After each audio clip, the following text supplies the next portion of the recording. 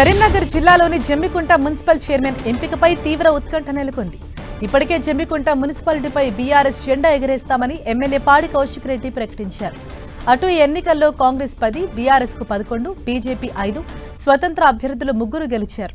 అయితే municipal chairman పదవి కోసం బీఆర్ఎస్ బీజేపీతో మంతనాలు జరిపినట్లు తెలుస్తోంది. బీజేపీ మద్దతుతో చైర్మన్ బరిలో బీఆర్ఎస్ నిలవనున్నట్లు సమాచారం. వైస్ చైర్మన్ పదవి బీజేపీకి దక్కే ఛాన్స్ ఉన్నట్లు తెలుస్తోంది. జమ్మికుంట మున్సిపల్ చైర్మన్ పదవి కోసం ఆయా పార్టీలు వ్యూహాత్మకంగా వ్యవహరిస్తుండటంతో తీవ్ర ఉత్కంఠ నెలకొంది. అటు ఇప్పటికే జమ్మికుంట మున్సిపాలిటీ దగ్గర భారీగా పోలీసులు మోహరించారు.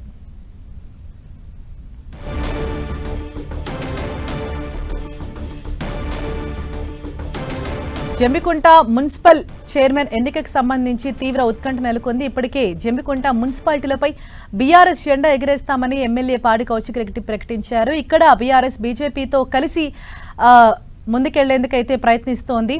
అటు కాంగ్రెస్ కు 10, బీఆర్ఎస్ 11, బీజేపీ 5, స్వతంత్ర అభ్యర్థులు 3 ఇక్కడ గెలిచారు. అయితే మున్సిపల్ చైర్మన్ పదవి కోసం బీఆర్ఎస్ బీజేపీతో మంతనాలు జరిపినట్లు తెలుస్తోంది.